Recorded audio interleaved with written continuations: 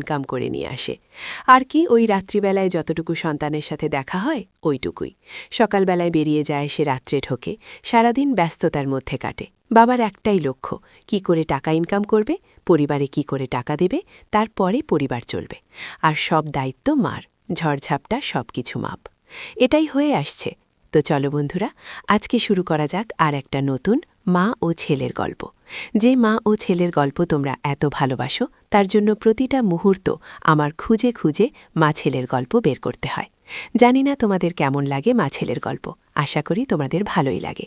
তো ভালো যদি লাগে অবশ্যই একটা লাইক করে দেবে, আর কমেন্ট করে অবশ্যই বলবে কে কোথা থেকে আমার গল্প শুনছ, আর গল্পগুলো কেমন লাগে। তো চলো শুরু করা যাক বন্ধুরা আমার গল্প। আজকেও মা ছেলের গল্প। বাবাদের দায়িত্ব কর্তব্য প্রচুর। বাবারা একটা জায়গায় গিয়েই আটকে যায়, আর মাদের কোনো শেষ নেই। এই প্রান্ত থেকে ওই প্রান্ত সবসময় দৌড়াদৌড়ি করতে হয়, কোনো লিমিটের মধ্যে থাকে না। বাবারা যেমন পয়সা ইনকাম করে বউয়ের হাতে বা নিজের সংসার খরচা যাবতীয় জিনিসপত্র এনে দিল, আর বাইরের দিকটা বাবারাই সামলাল, আর মারা তা পারবে না। মারা এদিকে সংসার, এদিকে বাচ্চা, এদিকে সব কিছু মাদের সামলাতে হয়। তো আসি আজকের গল্পে মূল কাহিনীতে।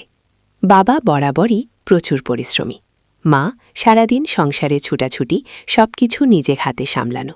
আর ওই একটা ছেলেটাকে সব দিয়ে পরিপূর্ণ করার চেষ্টা করছে। কি করে ছেলে আর কি ভালোভাবে আর কি বাঁচতে পারবে, ভালোভাবে থাকবে, মা সেটাই চায়।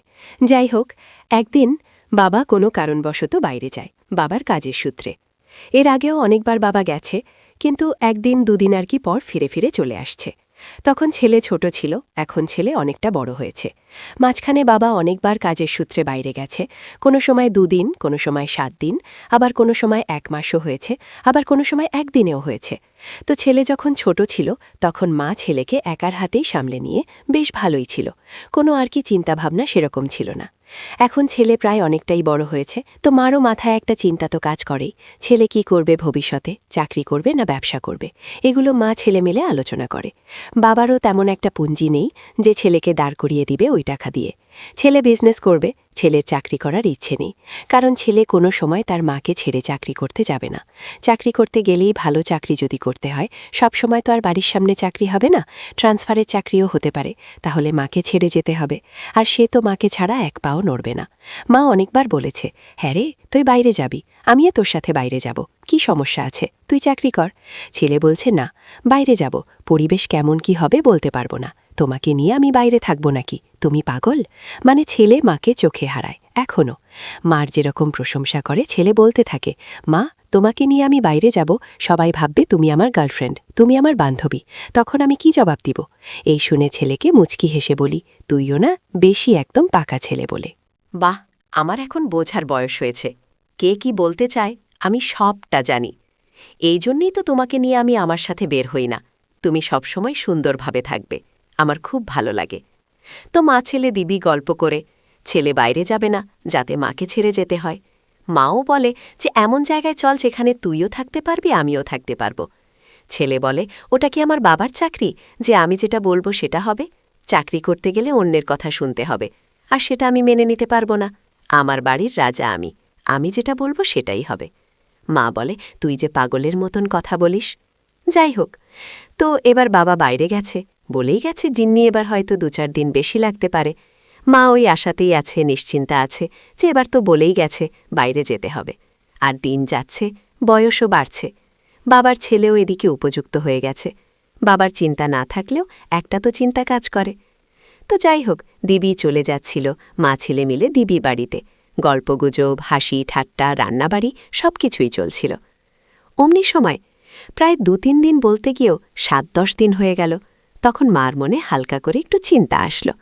কি ব্যাপার বাবা, হ্যাঁ রে, তোর বাবা তো বলে গেল 2-3 দিন দেরি হবে, কিন্তু আজকে 7-8 দিন হয়ে গেল, কোনো যোগাযোগ নেই। ওখানে ফোনটা, যেই ফোনটা বাবা নিয়ে গেছে, বাবার নাম্বার, সেই ফোনটাতে ডাইরেক্ট কথা বলা যায় না, ভায়া হয়ে কথা বলতে হয়, তার জন্য রেগুলার কথা বলতে পারে না।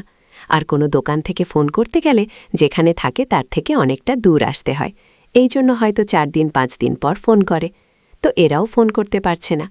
যার কাছে ফোন করত সে বলল কোনো খবর নেই। তারপরে ওয়েট করছে, করতে করতে যে হয়তো 3-4 দিন পরে ফোন করবে, করতে করতে তো আর ফোন করছে না।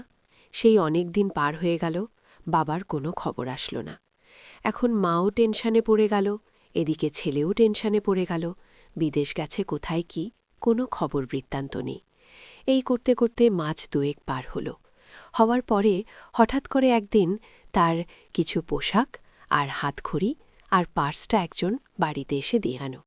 যে পোশাকটা পরেছিল আর যে পোশাকগুলো নিয়ে গেছিল, সেম পোশাক আর হাতখড়ি আর পার্সের মধ্যে ছবি ছিল তার বউ আর ছেলে।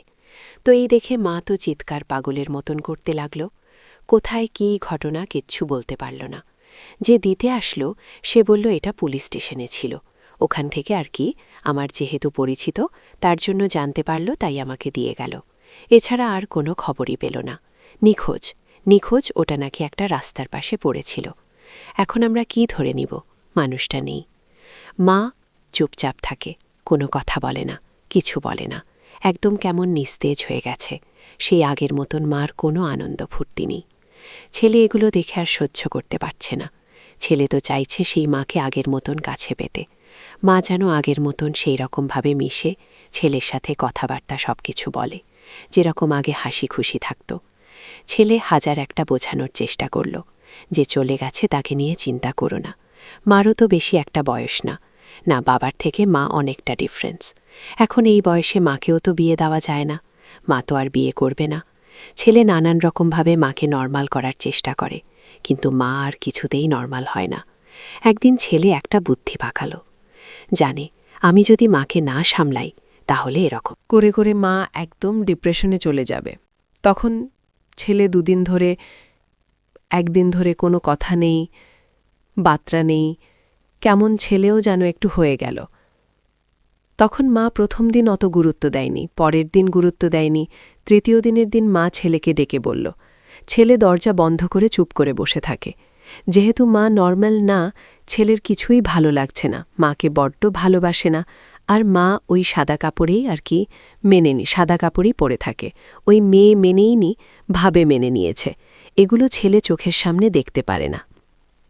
2 দিন 3 দিন হয়ে যায়। তারপরে মা খুদিশ হয়েছে যে এরকম করলে তো আমি অসুস্থ হয়ে যাব, ছেলেও আমার অসুস্থ হয়ে যাবে। অলরেডি ছেলে এখন একটু অন্যরকম হয়ে গেছে। তারপরে মা ছেলের ঘরে গেল। ছেলের ঘরে যাওয়ার পরে ছেলেকে অনেক রকম কথা বলল। ছেলে সেরকম কথাতে কোনো উত্তরই দিল না। তারপরে বলল, চল বাবা খেতে। ছেলে বলল, আমি খাবো না। এই বলে ছেলে খেল না, মাও চলে আসলো। মা সারা রাত চিন্তা করছে, কি হচ্ছে ব্যাপারটা, কি হচ্ছে? এটার তো একটা সমস্যার সমাধান বের করতে হবে, না হলে তো সমস্যা হয়ে যাবে। ছেলে আমার এরকম যদি হয়ে যায় তাহলে কি হবে? তখন একদিন ছেলেকে মা ছেলের জন্য ভালো রান্না করল, ছেলে যেটা পছন্দ করে। ছেলে পাবদা মাছ খেতে বড্ড ভালোবাসে, তার মধ্যে আবার সর্ষা বাটা দিয়ে। মা খুশি মনে পাবদা মাছ রান্না করল, রান্না করে ছেলেকে খেতে ডাকল। ছেলে দেখল মার মনটা একটু ভালো আছে। তারপরে মা ছেলেকে খেতে দিয়ে বলল, হ্যাঁ রে বাবা, কেমন হয়েছে? ছেলে বলল, দারুণ হয়েছে, বলে আর কোনো কথা নেই। তারপরে মা জিজ্ঞেস করল, কিরে তোর মন কেন খারাপ, তুই আমার সাথে কথা বলিস না? তখন ছেলে বলল, মা আজকে আমার একটা কথা রাখবে তুমি? তখন মা বলল, কি কথা? তুমি যদি না রাখো তাহলে? কিন্তু আমি আর কোনো দিনও তোমার সাথে নর্মালভাবে কথা বলবো না। আমাকে আগের মতন আর ওরকম ছিলে দেখতে পারবে না। তখন মা বলল, কি বলল, তোমাকে আমার এরকম ভালো লাগে না, তুমি এরকমভাবে থাকবে আমার ভালো লাগে না। তুমি আজকে রাতে তুমি সাজবে, আমি চাই না তুমি আমার মা হয়ে সাদা কাপড় পরো, কপালে টিপ নেই, ঠোঁটে লিপস্টিক নেই, পায়ে আলতা নেই, আমার এগুলো ভালো লাগে না। তুমি আজকে রাতে লাল শাড়ি পরবে, আমি নিয়ে আসব। কপালে বড় লাল টিপ পরবে, সেই আগের মতন। কপালে বড় লাল টিপ, পায়ে আলতা, এগুলো পরে তুমি আমার সামনে আসবে। আমি তোমাকে সেই আগের রূপে দেখতে চাই। তখন মা বলল, এগুলো কেন বলছিস? এগুলো বলতে হয় না। ছেলে বলল, আমি ওগুলো মানি না। আমি তোমাকে ছোটবেলা থেকে যেরকম দেখে আসছি আমি ওরকমই দেখতে চাই। এই বলে ছেলে মাকে জোর করেই আর কি মানালো। ছেলে কথা শুনে ছেলের খুশিতেই মার খুশি। তাই মা ভাবল, এখন ছেলেকে যদি আমার ভালো রাখতে হয় তাহলে আমার এটা করতেই হবে। এই বলে মাও রাজি হয়ে গেল। তারপরে রাতের বেলায় মা ঠিক ছেলে যেমনটা চেয়েছে মা ঠিক তেমনটাই ছেলের সামনে আসলো। ছেলে মাকে জড়িয়ে ধরে বলল, এই তো আমার সোনা মা, এই তো আমার সবচেয়ে ভালো মা, আমি তোমাকে এরকমই দেখতে চাই। আমি চাই না তুমি মুখ গোমরা করে বসে থাকো, কালো মুখ করে বসে থাকো, ওই সাদা শাড়ি পরে বসে থাকো। আমি চাই আমার মা সবথেকে সুন্দরী মা, আমার মা সবথেকে ভালো মা। মা, তুমি আগে যেরকম ছিলে ঠিক সেরকমভাবেই থাকবে। মা আর কিছু বলল না। মা চিন্তা করল ছেলে যেমন হয়ে গেছিল, এখন আমার ছেলেকে ভালো রাখতে গেলেই এরকম রাখতে হবে। তার জন্য মা ঘাড় নেড়ে বচকি হেসে বলল, ঠিক আছে বাবা, তুই যেমনটাই চাস তেমনটাই হবে, কিন্তু তুই আমাকে কথা দে তুই সেই আগের মতন হয়ে যাবি, তুইও এরকম থাকবি না, কারণ এখন তো তোরই হাল ধরতে হবে, সংসারের হাল না। আর তুই একটা ভালো চাকরি কর, তোর সাথে আমিও চলে যাব, কারণ তুই ছাড়া আমার আর কেউ নেই। বুঝতেই তো পারিস, সংসারও তো চালাতে হবে না। বাবা যা টাকা পয়সা রাখছে সেগুলো তো সব শেষ হয়ে গেছে। এখন আমাদের সংসারের দায়িত্বটা কে নিবে বল? তুই যদি না নিস। ছেলে মার কথাতে রাজি হয়ে গেল। ছেলে চিন্তা করল, মা তো ঠিকই বলল, এখন তো সব দায়িত্ব আমার, মাকেও আমারই দেখতে হবে। তার জন্য ছেলে একটা বাইরে চাকরির জন্য অ্যাপ্লাই করল, আর সেই চাকরিটাও হয়ে গেল। এখন ওরা ডিসিশন নিল, মা আর ছেলে দুজনেই চলে যাবে। ছেলের সাথে মা গিয়ে